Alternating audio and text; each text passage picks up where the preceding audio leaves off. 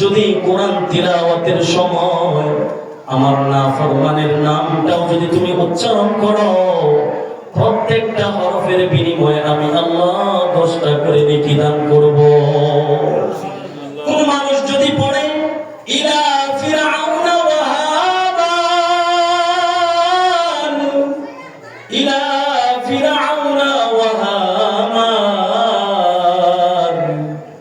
হামান, কারুন, ফিরআউন অভিশপ্ত কাফের বেঈমান, এদের নাম যদি তিলাওয়াত ছাড়া যদি মুখ দিয়া পড়ি জপি, আল্লাহ পাক কোনো নেক দিবে না।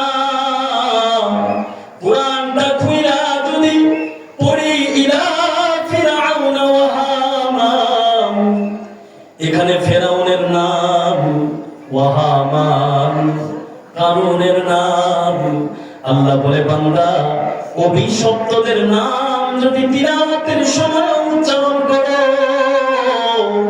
আমি আল্লাহ তোমার প্রত্যেকটা হরফের বিনিময়ে 10টা করে নেকি দান করব।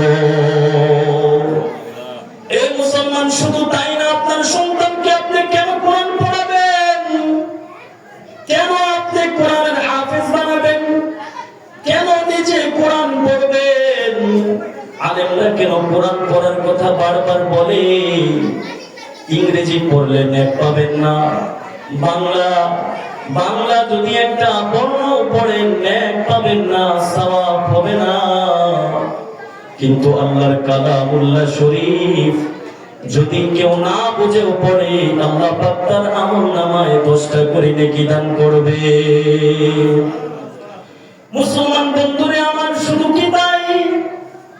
এ মুসলমান, আমরা তো কখনো চিন্তা করি না এমন এক মহাগ্রন্থ আল কোরআন আমাদের সামনে, যে কোরআন তিলাওয়াত করলেই লাভ আর লাভ। কিয়ামতের মাঠে হাফেজদের বাবাকে ডাকবে আল্লাহ রাব্বুল আলামিন, হাফেজদেরকে বলবে, ও বান্দা পড়ো,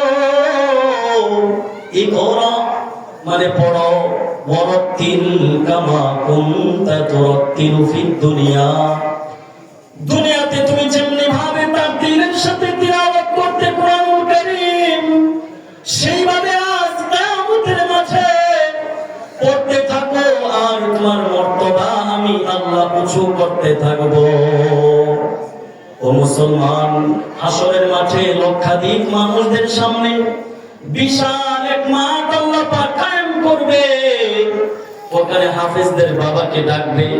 আরে ছোট একটা মাহফিলে যখন আপনার সন্তান হাফেজ হয়, যখন পাগড়ি পরানো হয়, যখন নাম ডাকে আব্দুর রহিম, আব্দুর রহিমের ছেলে আব্দুল খালেক পাগড়ি নিচ্ছে, কত মর্যাদা, কত সম্মান, কত মানুষ হাফেজের বাবার চেহারার দিকে তাকায় থাকে। আরে কত ভাগ্যবান বাবা। কিয়ামতের মাঠে বন্ধুগণ, কিয়ামতের মাঠে আল্লাহ পাক হাফেজদের বাবা